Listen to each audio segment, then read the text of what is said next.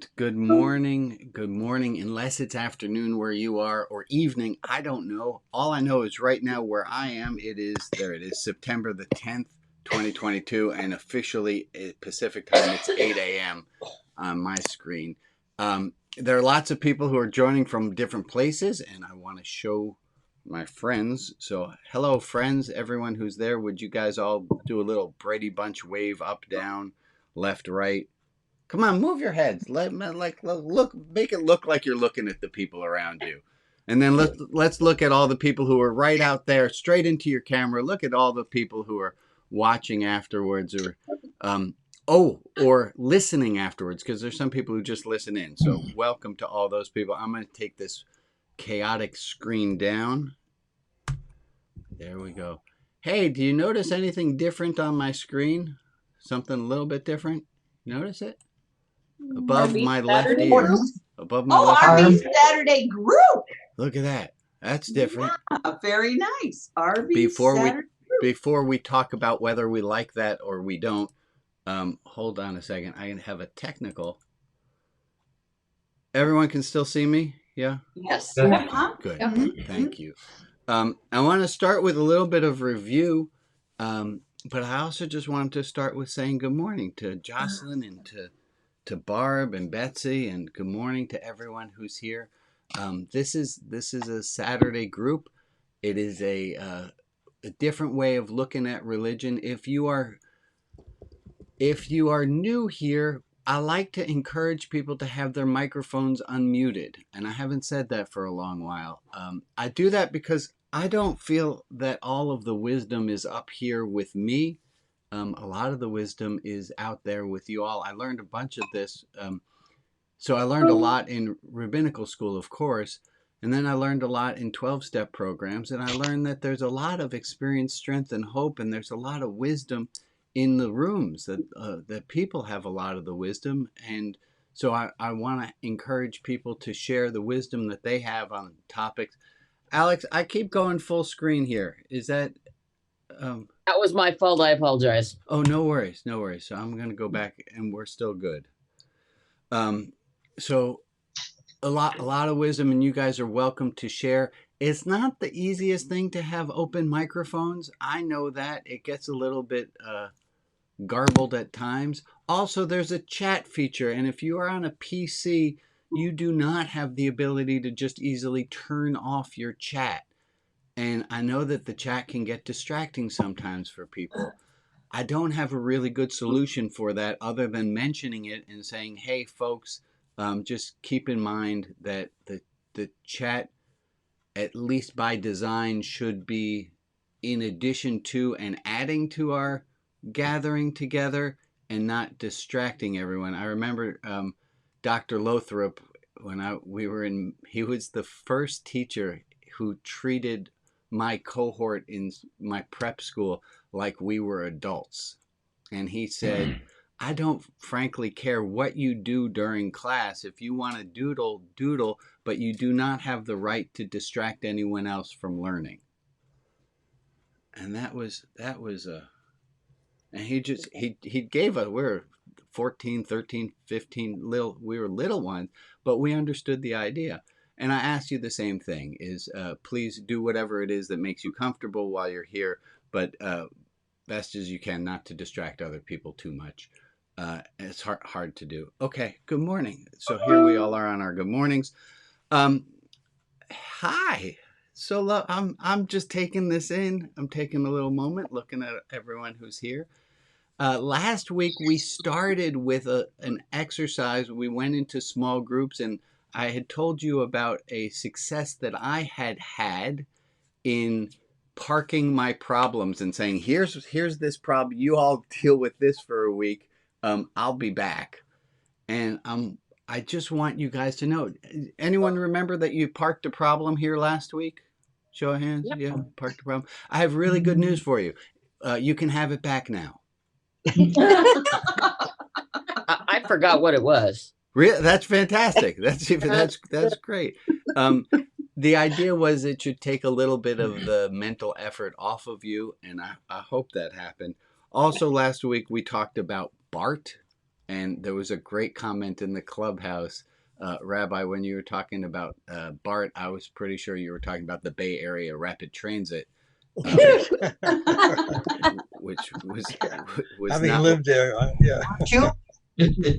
not what I was going for. And I wanted to follow up on two other things. One, on a land acknowledgement, we've done those for a little while. I brought a quote. I wanted to do our acknowledgement of other people in a slightly different way today. And look at how glareful that is. Hold on, I'm going to zoom in on you. And this is what we're talking about. Privilege is when you think something is not a problem because it's not a problem to you personally. Privilege is when you think, well, that's not a problem because it's not a problem to you personally. And that was the point with when we did a Black Lives Matter shout out a long while ago. And that's the point of doing the land acknowledgement, is to say that even though I might not have been involved, I might not have started the thing, but I can still see, even though it's not my problem, I can still have some empathy, and I can still lift up the voices of people for whom it is personally a problem. And so I'm going to just leave this kind of in an adult way, and I'm going to say, hey, folks, get more involved. Lift up voices that are not your own. Lift up voices of people who need voices lifted. Amen. Amen. I'll take that. Bob, you have your hand raised. What's going on, bud? Well, I just had a question about the parking thing, and I didn't know whether if people didn't pick up what they parked, are they going to get a parking ticket? No, he was absent. You don't need to have your claim check. You can have your problems back no matter what. Thank you, Bob, for keeping us with humor. Move that back a lot. Any comments, thoughts, follow up? I have one other thing that I wanted us to bring, which is this one. Oh, hold on. That is not the right image. This one. On Monday, I sent out a newsletter. It was called Co-Feeling the Light. It was about me turning on the light and realizing for the first time that the overhead light was too bright. And it was based on an experience that I had had where I had heard Jane complaining about how bright the lights had been. And I thought, what? And then finally came to thinking about it. I just wanted to know if we had any comments, thoughts, reactions, ahas, or no, I sure don't agree with you, Rabbi. That one's not true. Yeah. It feels like it's never a problem until it's my problem. Yeah, and that goes right with my pin, right? That goes right with the pin. It's not a problem until I feel it too. Yeah, thank you, Ron. Thank you for adding that part in. Did you ever get your dimmer switch? It is a very practical solution, Bob, but no, I did not install a dimmer switch. It's more, it was about really feeling. It was at first, right, the light was too bright for Jane, which wasn't too bright for me. And it was at first having the compassion and realizing it is a problem for her just because she says it's a problem for her. Similarly, when she says, and she's 52 going on 53, so you all do the math out about perimenopause, she says, oh my God, this house is way too hot right now. This is way too hot. That's a her problem. That's something Annie says. Annie says this, and we're trying to wean her off it. She looks at you and she goes, well, that's a you problem. Full of compassion. But when Jane's too hot, it's really just her that's too hot. It's not the house that's too hot. Yeah. But it's still having the compassion because it's a problem for her.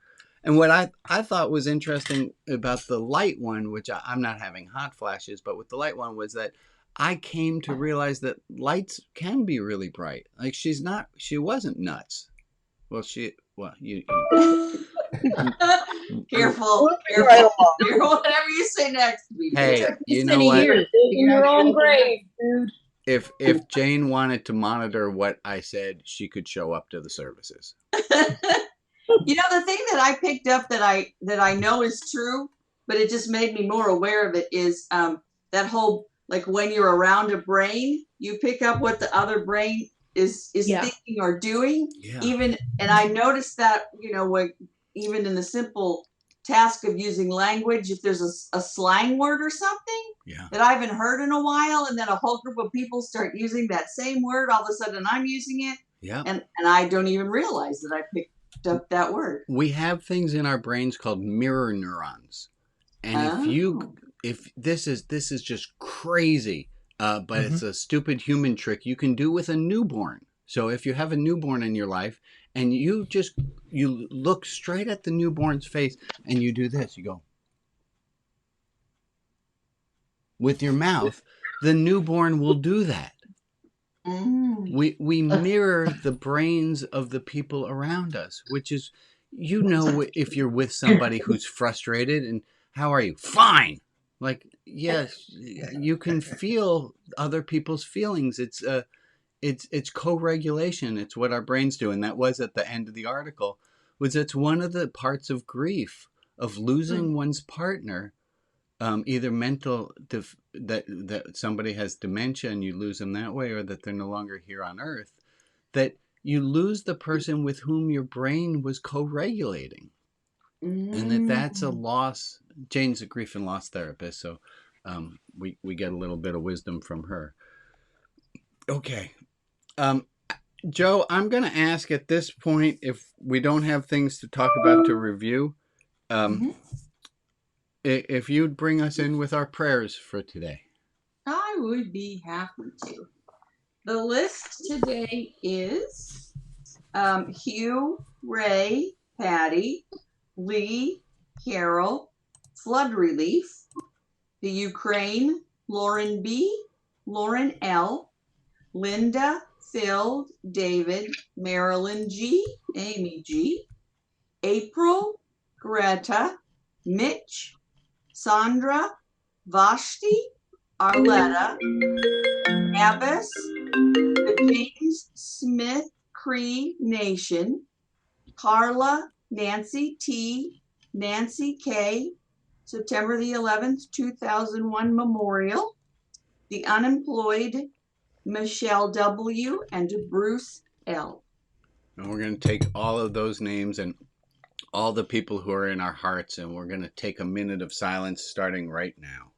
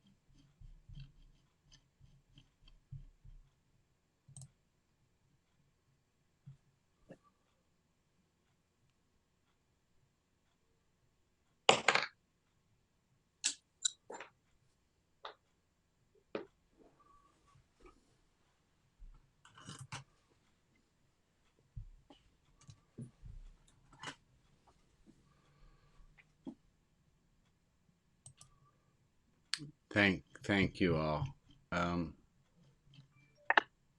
Alex, I done screwed myself up with the video again. There we go. Sorry about that. So today our topic is, I got a topic for today, and here's how this topic goes. I'd love you guys to give me some examples of things to which we are attached, things that we are attached to. What are some things that you are attached to? Breathing. Breathing. That's a, very fair one. Give me some others. Breathing. My dog. I'm going to make it pets. But yes, pets, dogs, Kids. kids. With pets. Favorite object. Like my favorite copy.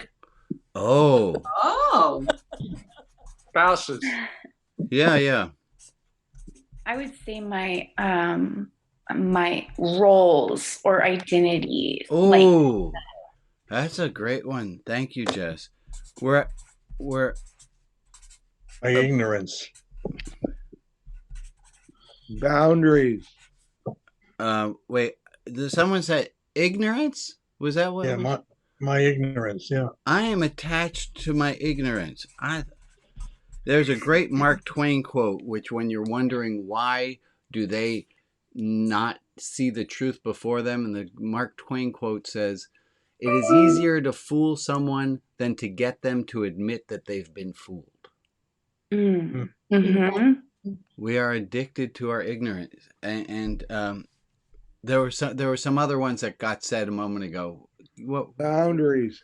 We are addicted to our boundaries. That is how it is. You can't change it. This is how it's got to be. I am addicted to some boundaries. Yeah, thank you, Rob. Our belief that we are right. Oh. Our rightness. Yeah, our certainty. We are addicted to certainty and to being right. Isn't that like a justification? Like, what do you call that in psychology when people are making up justifications in order to make themselves feel like they are in the right? Jane would know. I don't remember what the name is. Yeah. Well, there's four what I call four horsemen of the apocalypse. Go ahead, That's, Jack. That's God, now what are they? Yeah, blame, evaluation, justification, and judgment. Judgment and justification. They come in different ways. All right. I don't think these are all things to which we get attached, but it's a good list. Yeah. Okay. Blame, ignorance. Give me the other two so I have them. Judgment and justification. I don't know. I know people that just stick with those four as all their lives, apparently. Yes. Yeah, I think you can be very attached to those. We can be attached to blaming. We can be attached to ignorance. Attached to judgment goes with right. Rightness. Lives. Okay. They seem like they're nested within the attachment to being right. Mm-hmm. Yeah. Yes. So don't mess me up with the fact. They justify their position in order to be able to put a foundation in place. Absolutely. They do that. We don't do that. They do that. Of course not. You're perfect. Oh, yeah. Hold on a second. Derek in a second, but I just heard from Emily, we are addicted to control. Ooh. Yeah, we are attached to being in control. I have a lovely story I want to share about that in a moment. Derek, you had your hand up. Yeah, I'm attached to the idea of Elizabeth being Queen of England. Yeah. I'm going to zoom that one really far out and say we are attached to ideas. Comfortability. Right? And we're attached to an idea of permanence. Right. Yes. Oh, yeah. And we're attached to spelling being the right way. About projections. Yeah. One of the biggest is comfortability. Oh, that's one of my favorites. Thank you. I'm changing colors, not for any good reason. We are addicted to comfort. Yes. Yeah. I would add to that a little bit that we are highly addicted to non-discomfort. Ooh, yes. Yeah. Also, Definitely.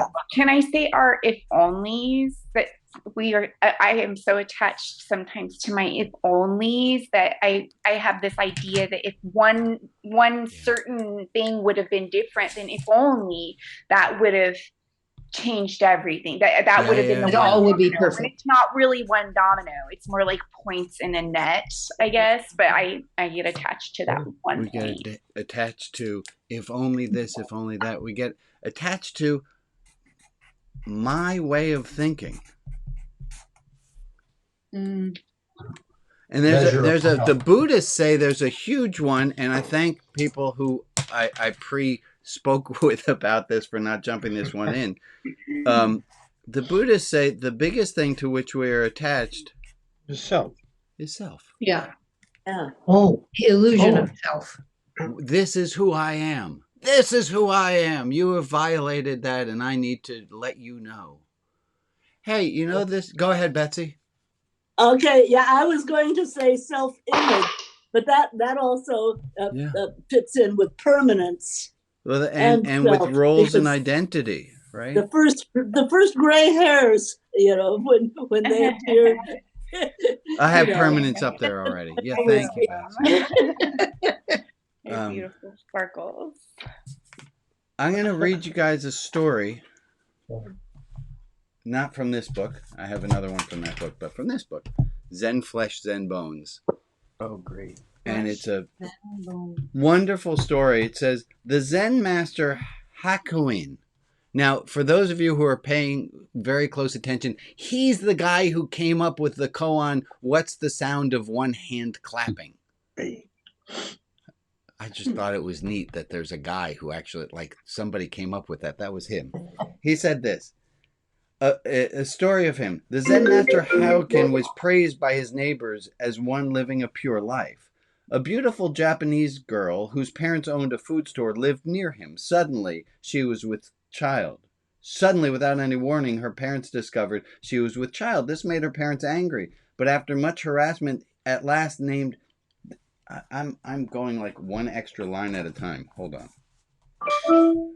Discovered she was with child. This made her parents angry. She would not confess who the man was, but after much harassment, at last named Hakuin. In great anger, the parents went to the master.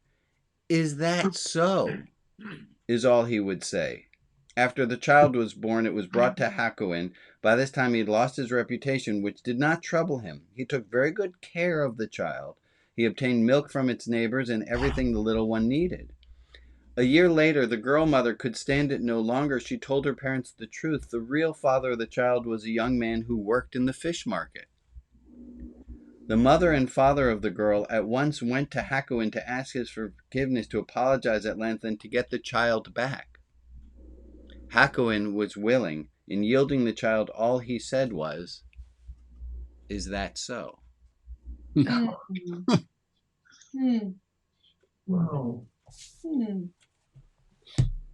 If you look above what was my left ear a moment ago, if I get the screen going the right way again, you'll see I changed the name of our what we have here. This used to say something different. I changed it. Do you have feelings about that more than is that so? What was it? It used to say the Saturday service. That's fine that you're there. Thank you, Rob. Because you are the center of it. I'm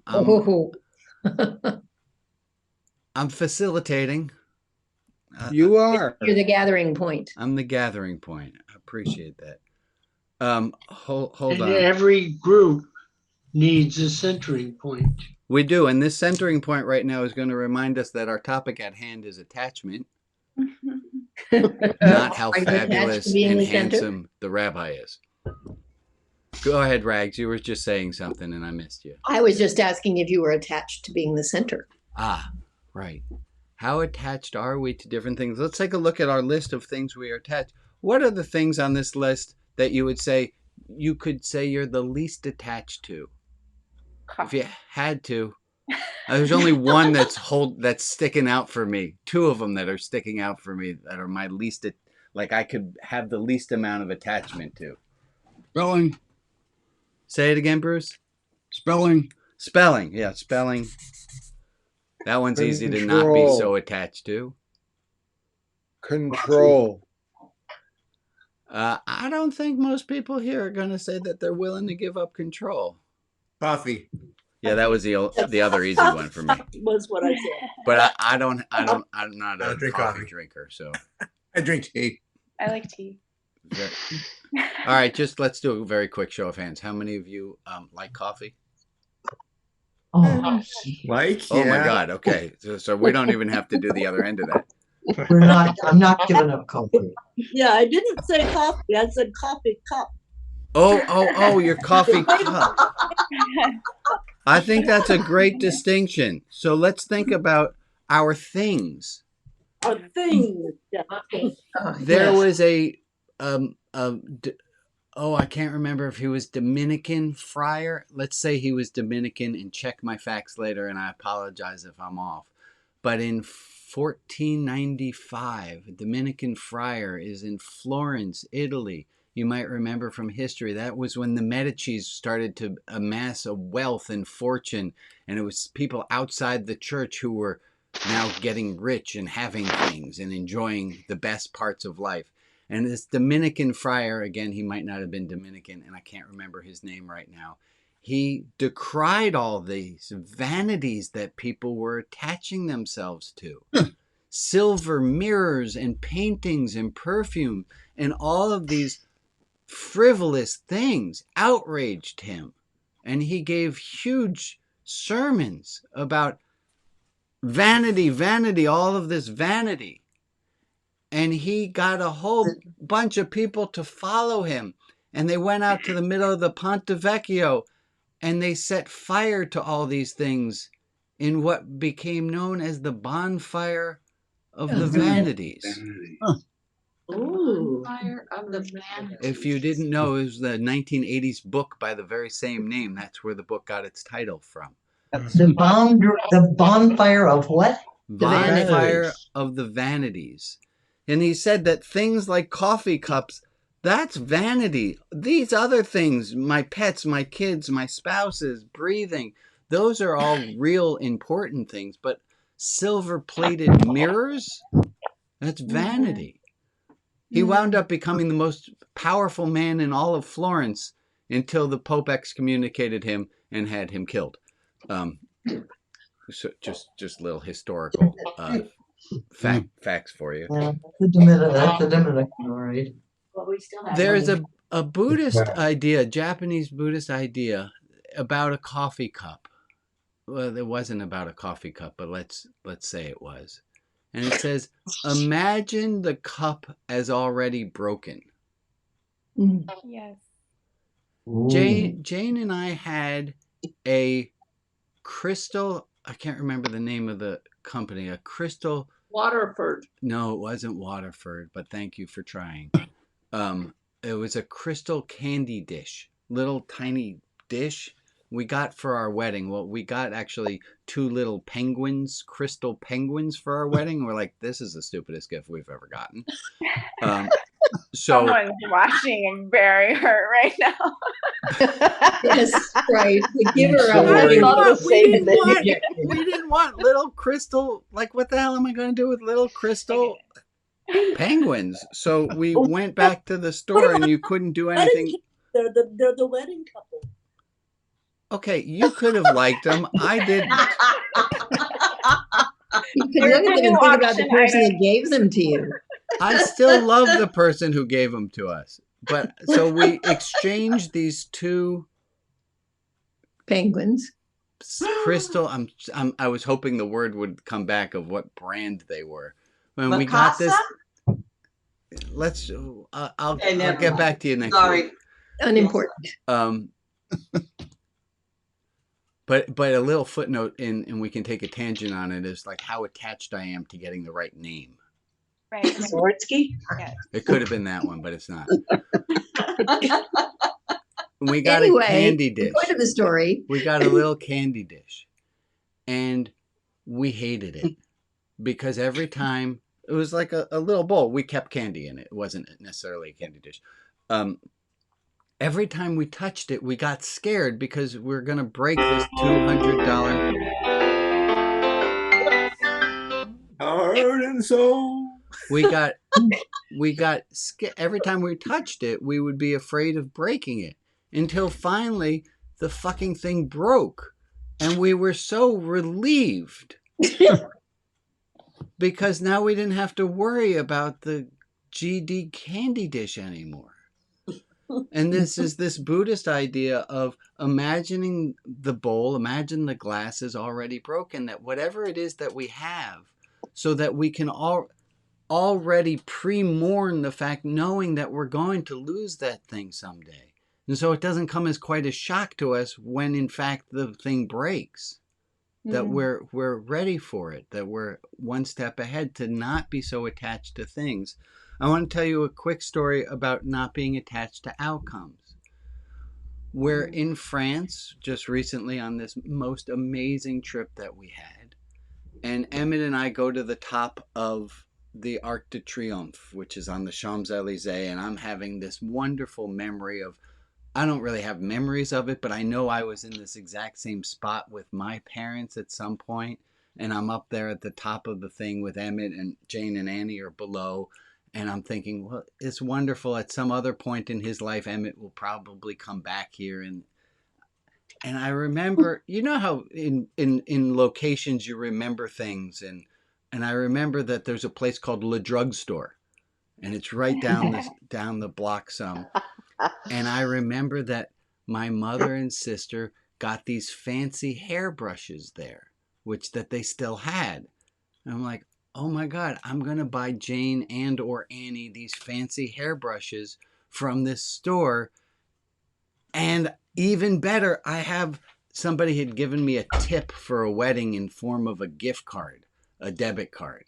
And I have this debit card on me, and I'm going to use this debit card of mad money, so I'm not even going to have to feel the sting of overpaying for heirloom hairbrushes. And we go into the drug. Emmett and I go downstairs. We jaywalk across the street, running like mad people. Doing yes, Rob. You have your. You told us this last week. Did I tell this whole story last week? I think No, I might you have didn't. told the Tuesday group. I don't remember it. Yeah, group. Tuesday. It's okay. It's okay. So We some haven't heard it. Must be. okay. Some Oh, of let's see. Rob, I completely thank you, because it's not beyond reasonable that I might have already told this story to the group, and it would have been really good to have interrupted me at this point. So for those of you who haven't heard the denouement of the story, we get into the drugstore, and they have a concierge there, and he welcomes us in, and it's Le Drugstore. It's so French, and it's off. And Annie stops at they have a patisserie, and they have macaron cookies, which are what Oreo cookies would dream about being if Oreo cookies could dream. And they're €2.50 each. Jeez. And I'm like, that's expensive even for Paris. Because the last place we were, they were €2, which was already nuts. And Annie stops at them and longingly looks for them. And I get kind of mad. I'm like, we could have gotten these at the last place, and you're going to get 4 of them, and that's going to be an extra €2. And I'm pissed. Like on the whole trip, I'm pissed about this €2 over. And I look, and they don't have the hairbrush. They don't have the hairbrush that I was going to buy Annie and Jane. And Annie asks again, and I snark at her, and I grab my water bottle in a slightly too more. You know when you do something and you realize you're in a pissier mood than you thought you were in based on your actions? You're like, oh, snap. Annie, I'm sorry for it's okay. Right. I say, I got to meet you guys outside, because and Jane buys the kids the macarons because she's in tune with that's what the kids wanted. And I said, I'll meet you down at the end of the block. There was a bench there. I'll meet you there. And I'm fuming, and I'm just, I say to Jane, I feel like I'm possessed, or like I'm having a flashback to the war. Like I'm so fucking mad. And I realized why I was mad was the story of what I wanted to have happened. I wrote a story. I'm going to buy a hairbrush for my daughter, for my wife. That didn't happen. And I was so attached to it that I am now inconsolable on the shams. Like I'm doing it all wrong. I'm ruining my day, or I'm ruining that part of my day. And I'm almost tanking. And then the kids come over and they sit and I get a taste of the pistachio. There's something we call a dad tax, which is that if you buy something with dad's money, dad's allowed to take a certain levy of that from you. I like that. So I get a taste of the mac. I don't really want it, but it's them trying to cheer me back up, and it works up just fine. And we go down, and I get to pick where we go for lunch because everyone's catering to me for a little bit, and it worked out just fine. Anyway, the story is about attachment. That I'm so attached to an idea of what I think should happen. That I ruin things. And I have a feeling I'm not the only one who gets so attached to outcomes, so attached to a story. Similarly, I had one before we left where I bought artichokes for Emmett. He loves artichokes. And I steam up the artichokes. I melt down the butter. I make the whole thing. And he wants ramen.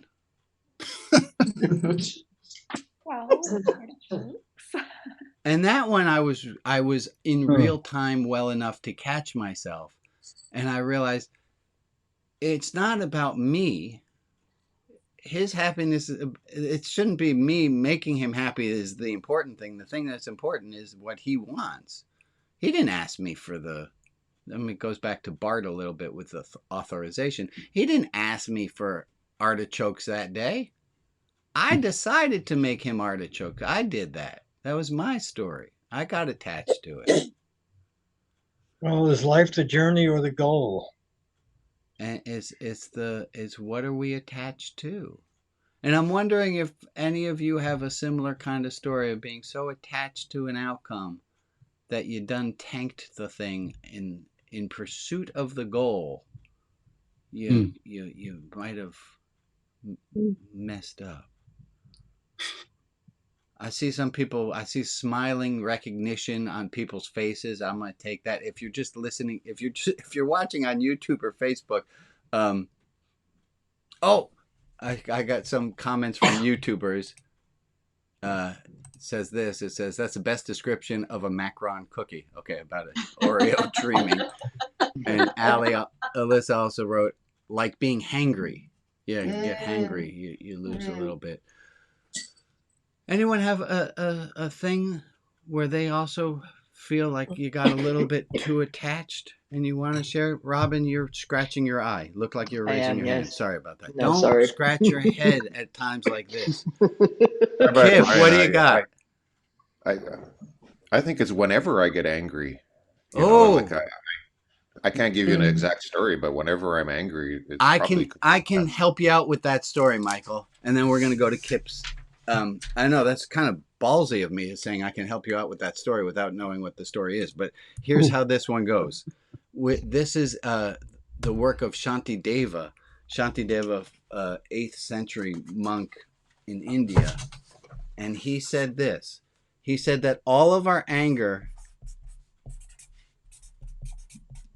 comes from one of two things. He says our anger comes when we don't get what we want or we get what we don't want. Oh. And both of those have to do with want. And that's where the attachment part is. Right. When we don't get what we want or we got what we don't want, we get angry. Getting what we want can be the worst of all. And sometimes getting what we want can really mess us up. Yeah. That's advanced credit kind of stuff. Well, the world is where it is because of desire. That's a whole Buddhist thing. Hold on. I want to get to Kip because Kip had a story or maybe had a story. I don't know. Kip, you had something you wanted to share.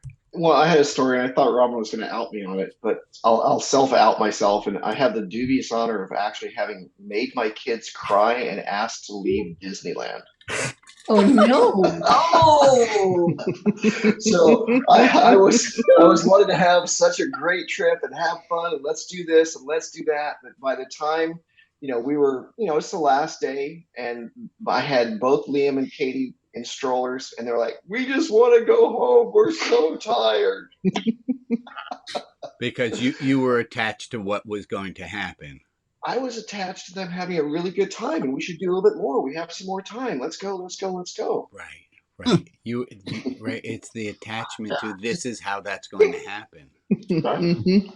Yeah. Thank you for sharing that, Kip, and Robin. Thank you for not outing your beloved on that. Good. What is something that you used to be attached to that you're no longer attached to? What is something that you used to be attached to that you're no longer attached to? My teddy bear. Your teddy bear? Go ahead, Ron. Smoking large amounts of marijuana. You used to be attached to smoking large amounts of marijuana, and now just small amounts is fine. That's great. Every once in a while. Okay, good. Good. I had a caribou skin. Say it again, Bruce. Something you used to be attached to and that you're no longer? Yeah, I had a caribou skin. My parents wouldn't buy me a dog, but I got a caribou skin. Oh, It's quite a substitution. yeah, that's depressing. It's when we lived in Sweden, and it was a tan caribou skin, and it was really nice, and I was really attached to that. Yeah, you got to have a kid with a real active imagination to substitute a living thing for a pelt. Yes. That explains a lot. A fur that you can pet. Okay, but you were attached to it. So we got two things from childhood that we were attached to. How about give me a little older. Something that there's a great comment in the chat. It says specific conceptions of the divine. Oh, there you go. That we're attached to specific ideas of this is who God is. Yeah. And that can be really scary to not be so attached to anymore, and to realize who God isn't. To realize that what we had thought is not necessarily so. And wow, yeah, that's a great one. Thank you, person in chat. Yeah. Oh, I got a great one also on Facebook. Here's from Patricia. Patricia says, "My looks. Oh. Now I am what I am, no problem." And some of you might remember Patricia showed up once to this in a house coat. And I was like, that is the best ever. Right? Is not being attached to, I have to look awesome all the time. Nobody else is showing up in their bathrobe. Him? What's the house coat? Not on. Okay. Pajamas. Yeah. Sorry. And I got another comment here from Alyssa. Says, it sounds like this ties into grief. When you have the notion of how your life should be and then it changes, you have to refigure out your life. Mm-hmm. Our attachment, and but Alyssa's completely on track here, that the more attached we are, the more blank we are. The less attached we are, the less blank we are. I'm going to ask that again, fill in the blanks. The more attached we are, the more blankety blank blank we are. The less attached we are, the less blankety blank blank we can be. Content. The more attached we are, the less content we are. Yeah? What else can you fill in for those blanks? I was attached to having been saved and for sure going to heaven, maybe. Yeah. Who else has gotten, who else had an attachment to certainty? Mm-hmm. How many of us are still a bit overly attached to certainty? I think we all are. Okay, that would be everyone. Okay. And who likes coffee? Same group. Okay. Coffee's delicious. Yeah. It's attached. There's another one that I think we're attached to, overly attached to, and it causes us the most problems. Is we're attached to right and wrong. Right. Right. More than right and wrong. Right. We are right. We are attached to what we believe is right and wrong. Correct. That gives me another story to read to you. Okay. This one is from Chuang Tzu, who was kind of a rascal. Oh, wrong button. I apologize. Hold on. I want to be pushing this button. There we go. This one is it's a Way of Chuang Tzu, translated by Thomas Merton. And he said this: we wear out our minds stubbornly clinging to one partial view of things, refusing to see a deeper agreement between this and its complement opposite. What we have called 3 in the morning. And this is the story part, so you can just let's start here. What is 3 in the morning? A monkey trainer went to his monkeys and told them, as regards your chestnuts, you're going to have 3 measures in the morning and 4 in the afternoon. This only sounds like a math problem. Stick with me. You got 3 in the morning, 4 in the afternoon. There's no higher math required than just holding on to place value. At this, they became angry. So he said, all right, in that case, I'll give you 4 in the morning and 3 in the afternoon. This time they were satisfied.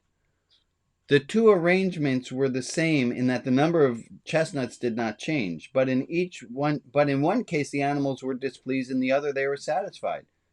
The keeper had been willing to change his personal agreement in order to meet an objective condition. He lost nothing by it. The truly wise person, considering both sides of a question without partiality, sees them both in light of the Tao. This is called 2 courses at once. That might not have actually been the right story to illustrate the point I was going for.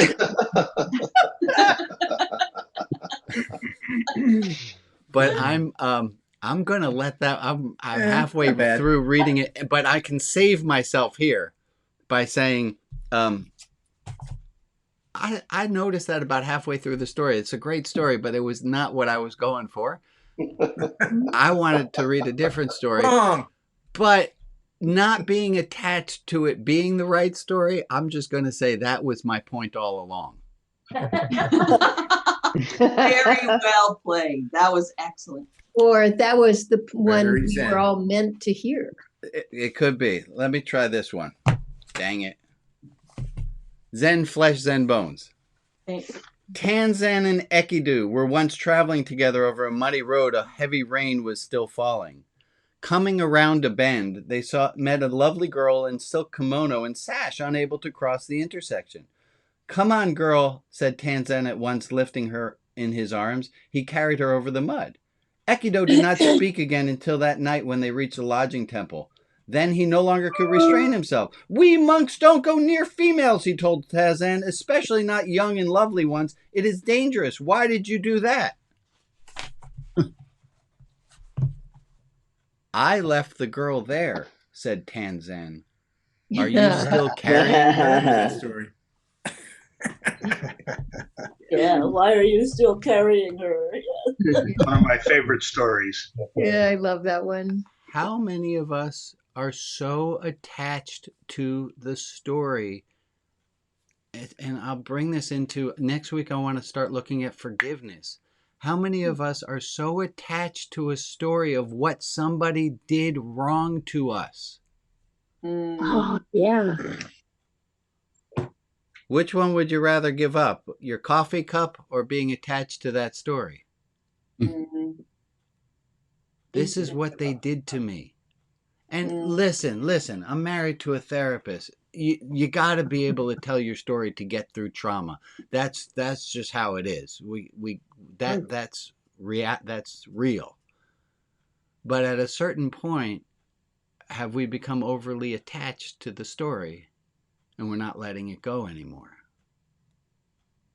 Well, I think you just brought up something very important, and I think it attaches to your story about Paris. Go ahead.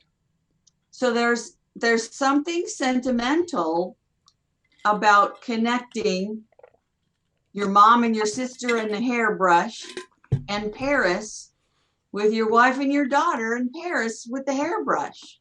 Right. Always remember Paris. But I could have done it. Listen, yes, and I thought about then that ties directly into me being it's the start of the story of me being at the top of the Arc de Triomphe. But I could have also handed that gosh darn debit card to Annie and say, "Buy all the macarons you want." Yes, but my point I guess I'm getting to is that you maybe didn't even know at that moment in Paris that you were connected to legacy. It wasn't about hairbrushes. It was about connecting legacy from Annie's grandma to Annie. Okay, so I'll tell you, is my mom on the line? Mom? Okay, so here's my plan. I hatched a plan. I'm a little attached to this one. Okay. What if for Christmas, Hanukkah, I asked my mom to buy Annie that hairbrush? Oh. Oh, also, little footnote. I did talk to my mom, and I said, "Mom, can you believe they didn't have that hairbrush at the drugstore anymore?" And she said, "Brian, they're made by Mason Pearson. They're in England. It's a British company. We bought those hairbrush. What I thought was amazing was that the store was still there. Oh, with the prices they're charging, they don't have to sell much." Thank you. So apparently we bought the hairbrushes in Harrods. So Wrong store. I love it. Wrong country. Let me take a quick look at my notes on attachment. So here was my outline of what I thought we were going to do today. And we did exactly everything that I thought. Here it is. That's my outline. We did not do everything that I thought, but that's one thing that I've learned quite well is not to be that attached to this is how I think this lesson's going to go.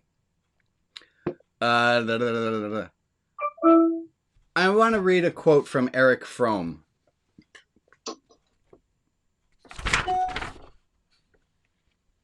And then I want to add in something about the Four Noble Truths. And then I'll feel like I got to all the notes. Don't forget announcements. And then we're going to, and we got announcements. Four Noble Truths. This is Buddhism. Suffering exists. Suffering arises from attachments. Suffering ceases when attachment to desires ceases. And then the fourth noble truth, I think, is kind of cheating. Is the fourth noble truth is there are 8 steps to doing this. I'm like, no, that's not one. That's like asking a genie on your third wish for more wishes. That's not the fourth step. That's steps 5 through 12. So suffering is caused by our attachment. That goes back to Shantideva about the more we want things we don't get, we don't want. Here's from Eric Fromm. And then I got some announcements. You know what? I'm going to do announcements and then Eric Fromm. It's a good one to end on. If you want to talk more about God, we have a Shekhinah group. Please post something into the chat. I know Rita is back. I'm so glad to see. I saw Rita a moment ago on the screen. Rita's still here? Mm-hmm. She was. I have more people on the screen than I can see. Please do. Also, there are some second groups, and y'all have arranged to have your own meetings. That's totally cool. I'm not at those. Play nice. Do what you got to do. High Holiday Service is coming up September 30th. You probably already got an email about that. Invite your friends, please. It's a little more formal than this. It will be group and participatory, but I will be wearing a suit, so you should know the difference. On the 12th of September, that is Monday, we will be having a 12-step open to everyone. If you want to find out more, go into the Mighty Network, mn.rotb.org, and sign up. Or you can put here's this part of it. There we go. 12 steps for everyone Monday. There's the time. You can send an email to Joe. I'm going to keep that there. Please put it in the chat. I don't want to broadcast Joe's email to the whole world for too long. If you find yourself depressed, That happens. It's sometimes brain chemistry. It's okay to be depressed. Don't beat yourself up too much for being sad. That's an extra ass kicking you don't need. Today, after this service, we're going to have a special Hebrew group. We're going to try a new room, which will be open. It's for people who are curious and want to talk about learning Hebrew. There are some people who are interested in doing so, and they want to trade, hey, I've tried this book, and hey, I've tried that book.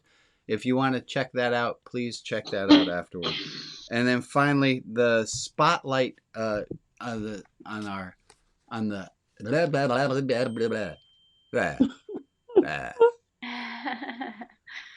The clubhouse has a spotlight. If there's some people who have just been, we have Bruce is coming up on our spotlight, and I wanted to invite Eileen and Jack Burke to fill out forms. You'll be contacted by our spotlight committee. We're on about a month delay, so if you've already submitted to be spotlit so we can learn more about you, that we're not ignoring you. We got a few in the pipeline. So please check out and to be there. And that is it for any other announcements that people want to make. After this service, please stick around. After this gathering where I'm here at the glue of the center, there are other groups. There's the Donut Hour, which Joe and Maria run. There's the deep dive that Kip and Al run. And there's a poetry room that Ron hosts and runs. So to please be there. Also, as always, a thank you to Alex for running tech and making this seem... Mistakes happen. Most of those are mine. Alex keeps a lot of them from happening, and I'm always so very appreciative for that. And that's it for our announcements. I'm going to end us with this thought from Eric Fromm. Please hold. Oh, also, hey, if you would like to be on the committee to figure out how to keep this to be a sustainable ministry / congregation, please reach out to Kip and or Ron, who are helping to figure out how to do this. This is an organic thing. This started during the pandemic. But as you all probably are aware, we're continuing despite the fact that the pandemic levels seem down.